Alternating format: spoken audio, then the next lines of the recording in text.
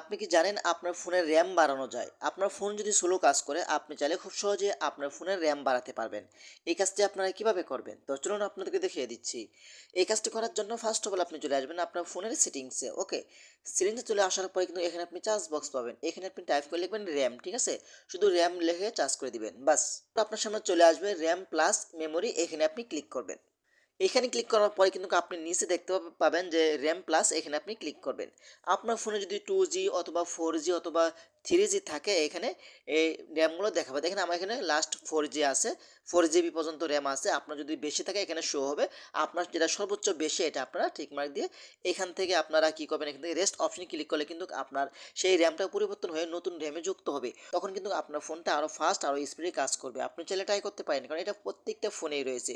অনেকে কিন্তু এই সেটিংসটার বিষয়ে জানে না। তো আশা করি ভিডিওটা শেয়ার করে দিবেন এবং আমাদের পেজটি ফলো করতে পারেন এমন গুরুত্বপূর্ণ নতুন নতুন ভিডিও পাওয়ার জন্য। ধন্যবাদ সবাইকে। আসসালামু আলাইকুম।